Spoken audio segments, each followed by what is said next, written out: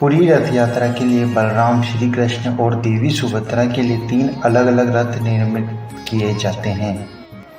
रथ यात्रा में सबसे आगे बलराम जी का रथ, उसके बाद देवी सुभद्रा जी का रथ और उसके पीछे भगवान जगन्नाथ जी का रथ होता है। बलराम जी के रथ को तालध्वज कहते हैं, जिसका रंग लाल और हरा होता है। देवी सुभद्रा के रथ को दर्पदलन या पद्म रथ कहा जाता है, जो काले या नीले और लाल रंग का होता है। जबकि भगवान जगन्नाथ के रथ को नंदी घोष या गरुड़ ध्वज कहते हैं, इसका रंग लाल और पीला होता है। भगवान जगन्नाथ का नंदी घोष रथ 45.6 फीट ऊंचा, बलराम जी का ताल ध्वज रथ 45 फीट ऊंचा और देवी सुभद्रा जी का रथ 44.6 फीट ऊंचा होता है। सभी रथ नीम की पवित्र और परिपक्व लकड़ियों से बनाए जाते हैं, जिसे दारू कहते हैं। इसके लिए नीम के स्वस्थ और शुभ पेड़ की पहचान की जाती है, जिसके लिए भगवान जगन्नाथ मंदिर एक खास समिति का गठन करती है।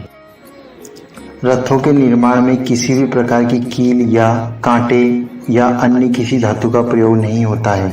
रथों के लिए काष्ठ का चयन बसंत पंचमी के दिन शुरू होता है और इनका निर्माण अक्षय तृतीया से प्रारंभ होता है।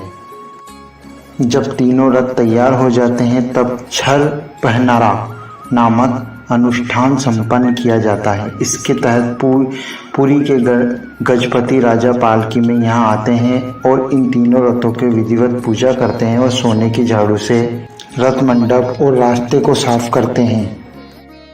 आषाढ़ मास की शुक्ल पक्ष की द्वितीया तिथि को रथ यात्रा आरंभ होती है। ढोल, नगाड़ों, तुरही और शंख ध्वनि के बीच भक्तगण इन रथों को खींचते हैं।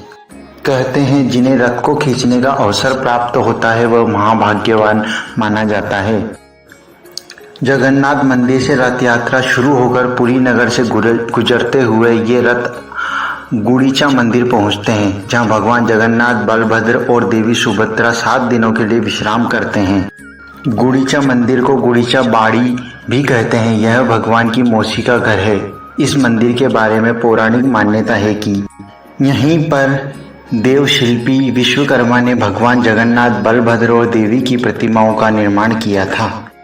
आषाढ़ माह के 10वें दिन सभी रथ पुनः मुख्य मंदिर की ओर प्रस्थान करते हैं।